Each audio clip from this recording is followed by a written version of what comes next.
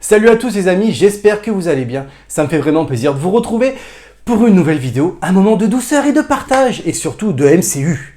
Oui, vous avez bien compris, on va parler des Gardiens de la Galaxie, qui est pour moi, à mon sens, le meilleur film de la phase 4 et de la phase 5 du MCU. Et c'est pas rien. Honnêtement, je vous le dis, il y a de quoi... Il fallait que j'en parle avec vous, il fallait que j'en parle. Franchement, ma langue ne fait que brûler. Ça fait une semaine, je garde en tête pas mal d'infos. Il faut que je vous les partage. Alors du coup, avant que je vous partage toutes les infos, je voulais vous dire que si t'adores les critiques de ciné, les jeux vidéo, les tests et tout ça et tout, les avis finaux sur les jeux vidéo, n'hésite pas à t'abonner à la chaîne. Ça fait toujours plaisir de voir de nouvelles têtes, de nouveaux abonnés et surtout de partager avec vous un contenu qui, j'espère pour moi, est un peu de qualité. Et du coup, nous, on va parler des Gardiens de la Galaxie volume 3, 100% spoiler, c'est parti. Vous êtes prêts pour une dernière virée?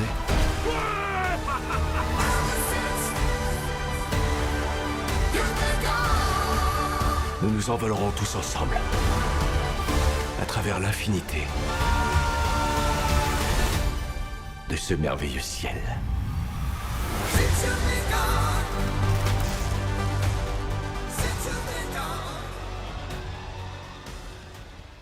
Les Gardiens de la Galaxie volume 3, honnêtement, je sais pas par où commencer tellement qu'il y a d'infos, de choses à dire. Alors déjà, à la base, on retrouve tout notre casting original de la suite de l'épisode 2, du volume 2 des Gardiens de la Galaxie déjà. Donc on retrouve Drax, on retrouve Gamora, je suis désolé j'ai perdu le nom, on retrouve Gamora, on retrouve Quill, aussi bien on retrouve Mantis et aussi bien on retrouve Nebula. Déjà la team est au complet. À part notre petit Raccoon, vous l'avez bien suivi. On va parler aussi de pas mal de choses, donc on a toute la team qui est là, et honnêtement, ça fait déjà plaisir de voir toute cette petite bouille qu'on adore depuis déjà 10 ans. Et oui, ça fait déjà 10 ans qu'on suit les Gardiens de la Galaxie. Du coup, voilà, donc franchement, déjà, comme d'habitude, la VF est vraiment cool dans le film et tout. Déjà, je craque déjà sur cette VF, moi j'adore. Je vais pas dire que la VF de Groot est très poussée, mais c'est plutôt sympa. Honnêtement, le film démarre en bon, mais franchement, je crois que j'ai jamais vu une intro aussi forte. C'était vraiment super intéressant. Déjà, déjà, ça fait plaisir de voir du fighting déjà dans le MCU. Ça manquait. Trop de blagues, tu la blagues. Mais bon, du coup, voilà. Et honnêtement, moi, j'ai vraiment adoré. Le film fait 2h30. Il est sorti au cinéma, il y a déjà une petite semaine. Et honnêtement, les 2h30 passent vraiment crème. Mais vraiment, moi, je me suis dit, ça va être long et pas du tout. Pas du tout, vraiment pas. Le film, parce qu'il faut qu'on en parle du film. Attention les amis, cette critique est 100% spoiler, hein, je vous le dis tout de suite. Là, on va commencer par du lourd. Hein. Déjà, Raccoon, il se prend une branlée, si je puis me permettre, et honnêtement, il est laissé dans le coma et tout ça et tout, il va falloir qu'il réanime. Et c'est touchant, parce qu'en fait, on en apprend sur l'histoire de Raccoon, sa phase d'évolution entre le petit raton laveur, et du coup, la phase finale qu'on connaît tous aujourd'hui. Et honnêtement, je vous le dis, j'ai failli verser ma larme au moins 2-3 fois. Je vous le dis pas, honnêtement, je crois que ça faisait longtemps qu'on m'ait pas versé ma larme depuis que Tony Stark il meurt. Putain, l'enfoiré, j'arrive toujours pas à m'y remettre, vous imaginez. Ça fait quand même presque 5 ans, à peu près, il me semble bien. Non, pas 5, 3 à peu près, 3 ou 5, bref. En tout cas, la question n'est pas là. Tony Stark, depuis qu'il est mort, moi je trouve déjà qu'on a perdu une grande figure du MCU. Là, du coup, Raccoon, comme c'était parti, mon dieu, j'ai dit c'est pas possible, ils vont nous tuer tous nos personnages qu'on adore, parce que Raccoon, il est top, hein, avec Groot, franchement, voilà quoi, je veux dire, on a la base des Gardiens de la Galaxie, hein. Honnêtement, moi je vous le dis. Hein. Et honnêtement, c'était vraiment très intéressant de découvrir ce film. James Gunn nous a fait une petite pépite pour ce film, émouvant, touchant, avec des phases vraiment drôles et des phases d'action qui est vraiment intéressant. Tout ce qu'on aime dans les Gardiens des Galaxies. Je reparlerai un petit peu du design de certaines choses plus tard dans le film, des ambiances, des univers, qui sont à mon goût, je trouve un peu... qui se perdent, mais bon, ça c'est autre chose. Et honnêtement, le film est vraiment bon. On se balade d'endroit en endroit. On sent que le film est touchant. On a une Gamora qui veut pas vraiment renouveler avec l'équipe originelle des Gardiens de la Galaxie, parce que... voilà, c'est pas elle et tout ça et tout. On a une Nebula beaucoup plus adorable, beaucoup plus gentille, en phase avec elle-même, en phase avec la team surtout. Et ça, ça la rend plus humaine et c'est cool. Je trouve que c'est cool.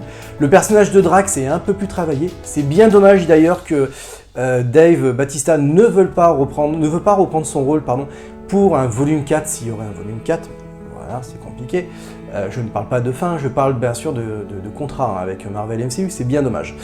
Honnêtement, voilà, et bon, Chris Pratt dans son rôle, ça lui va vraiment top. Le petit côté capitaine un peu raté, tout ça et tout, avec des côtés phases d'action des années 80, où du coup il sait plus vraiment comment, il sait toujours comment s'en sortir, c'est vraiment top. Honnêtement, le film est vraiment pas mal. Je tenais à dire que ce film est quand même très émouvant sur des moments. Comme je l'ai dit tout à l'heure, il a failli me tirer l'alarme 2 fois. Franchement, je remercie James Gunn d'avoir quand même mis l'accent sur la maltraitance des animaux sur le film. En tout cas, d'avoir fait cette connotation en retranscrivant ce qui se passe dans la vie réelle sur le MCU. Et honnêtement, moi je suis entièrement d'accord avec ça. Honnêtement, il faut protéger nos petits animaux car on s'en lassera jamais. Et le film met vraiment l'accent dessus, on voit vraiment comment on appelle ça, Raccoon en fait, se faire Rocket, pardon. On voit vraiment Rocket se faire quasiment, pas démembrer, mais on va dire vraiment trafiquer, améliorer, avec des balafres chirurgicaux, de thorax. Voilà quoi, je veux dire, on sent que c'est vraiment une sorte de Frankenstein, l'abominable chose, un truc comme ça. Et honnêtement, voilà. Après, on voit tout son parcours, on apprend comment il est devenu, comment il a grandi, tout ça et tout. À la base, c'est une erreur, parce que le père de tous, en fait, veut améliorer l'espèce humaine et en fait, fait en lui quelque chose qu'il n'arrive pas à reproduire chez les autres. Et c'est pour ça qu'en fait, il le veut. C'est pour ça que notre Raccoon prend la fuite et qu'il veut éviter toute son histoire à lui, qui ne raconte personne à son équipe. Et du coup, voilà, suite à la bagarre du début, en fait, ils vont chercher un peu la clé pour rebooter Raccoon, parce qu'ils en apprennent pas mal et tout ça et tout. Et du coup, Quill veut impérativement sauver son ami Raccoon. Honnêtement, c'est vraiment pas mal. Alors le film est quand même saupoudré d'une belle histoire une pseudo-ex-histoire de romance avec Gamora, et c'est plutôt intéressant, rigolo comme c'est présenté. Honnêtement, après Mantis, ça va, un peu plus intéressante que dans l'épisode 2, parce que dans l'épisode 2, franchement, ça cassait pas trois pattes à un canard. En tout cas, pour moi, je trouvais que le personnage n'était pas assez travaillé, mais là, il est vraiment installé dans la team, et ça fait vraiment plaisir. Moi, j'ai vraiment adoré. Comme je vous l'ai dit, les 2h30, je ne les ai pas vus passer. Honnêtement, alors les univers, l'univers en tout cas là-dedans, est vraiment très intéressant. On passe bien de phases de planètes à des phases de vaisseaux spatiaux, à des phases dans l'espace, je précise bien, même si je trouve qu'à un moment donné dans le film, on se perd avec cet effet organique des vaisseaux, des trucs comme ça. Je ne comprends pas l'intérêt d'avoir fait un truc comme ça. Déjà dans Ant-Man 3, il y avait déjà ça, et je trouvais que c'était nul, un truc organique. C'est limite déjà c'est un peu limite, je trouve que ça veut dire qu'on n'a plus déjà de liberté créative. On n'imagine plus de choses, parce que les Gardiens de la Galaxie, censés être des vaisseaux, c'est des vaisseaux, après je suis pas un grand connaisseur des comics, mais du coup voilà, et je trouve ça dommage de gâcher des trucs splendides qu'on aurait pu présenter avec des vaisseaux organiques, des phases organiques. Voilà, c'est un peu intéressant, voilà, mais vraiment, c'est vraiment limité. Après, je trouvais que, comme j'avais trouvé avec Ant-Man 3, mais ça, on en reparlera dans une autre vidéo, parce qu'il faut vraiment que j'en parle, je sais que j'en ai déjà parlé la dernière fois, mais honnêtement, c'est dommage, on se perd dans des choses du MCU, le MCU devient moins intéressant sur des phases, mais ça va, les Gardiens de la Galaxie 3 fait vraiment plaisir.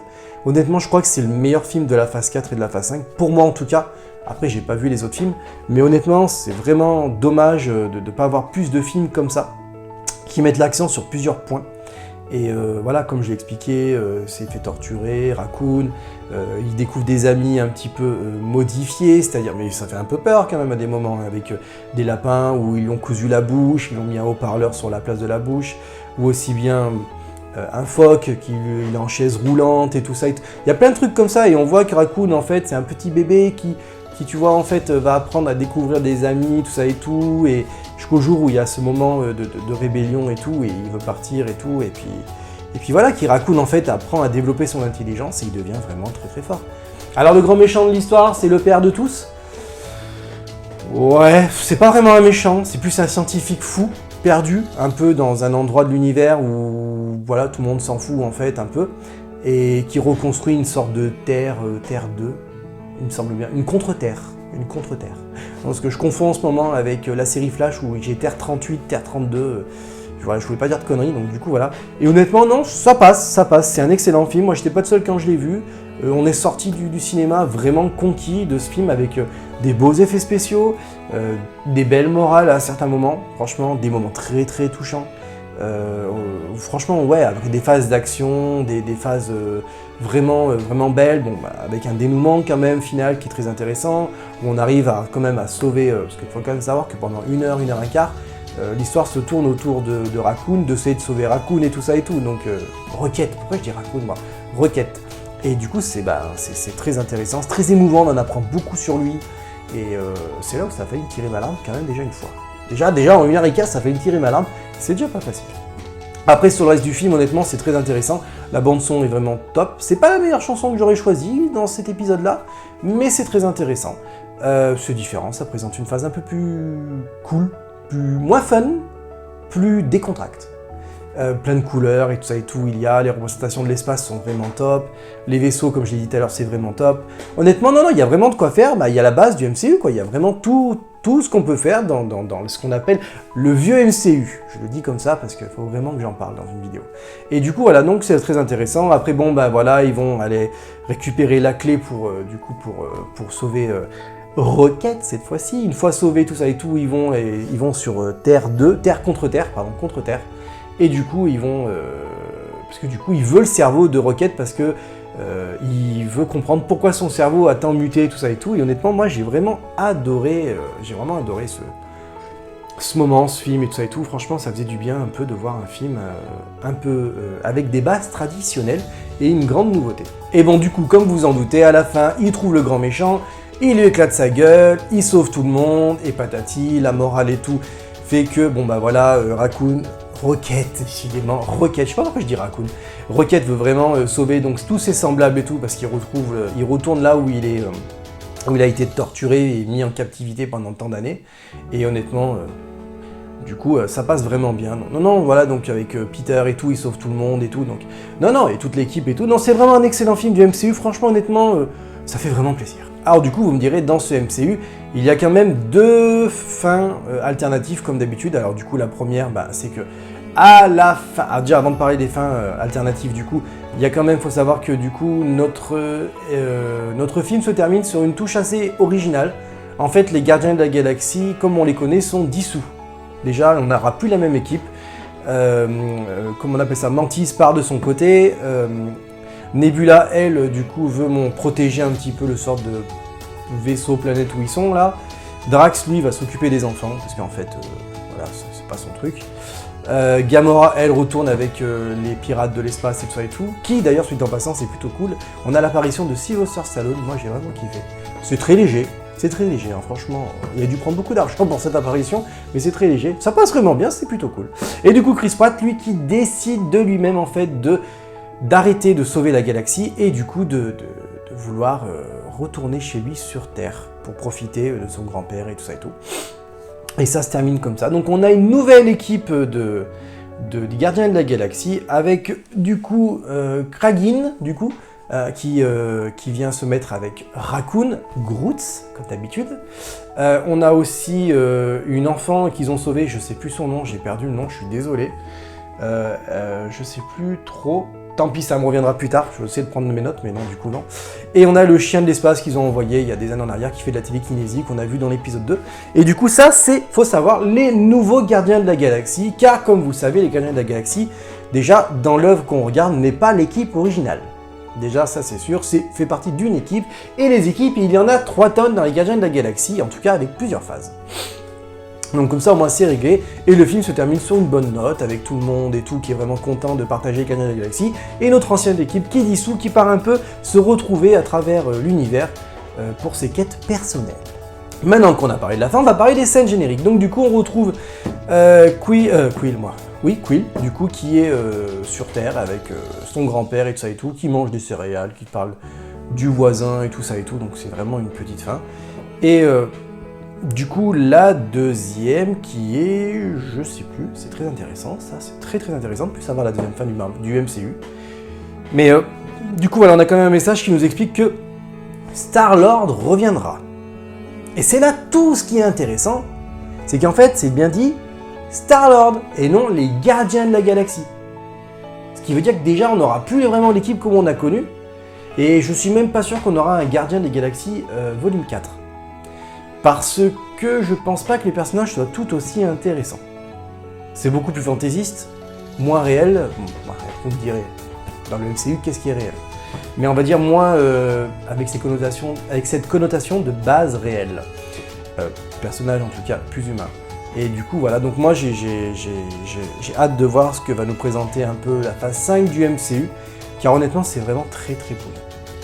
Du coup voilà, donc c'était très très intéressant de voir ça, mais quoi qu'il arrive, Star-Lord va revenir, donc je pense qu'on le verra peut-être sur le Kang Dynasty ou sur un autre moment du MCU, donc ce qui serait vraiment intéressant et vraiment cool.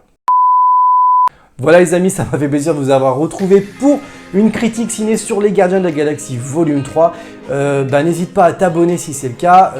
Dis-moi en commentaire surtout si t'as aimé le film ou non, qu'est-ce qui t'a touché ou qu'est-ce qui t'a marqué dans ce film. Moi du coup, ça m'a fait extrêmement plaisir de vous avoir retrouvé pour une critique ciné, ça me manquait un petit peu, j'avoue. Nous on va se dire à très très vite, je vous promets les amis, parce qu'il va falloir qu'on parle du MCU, c'est une vraie catastrophe. Allez, portez-vous bien, on se dit à très très vite. Allez, ciao.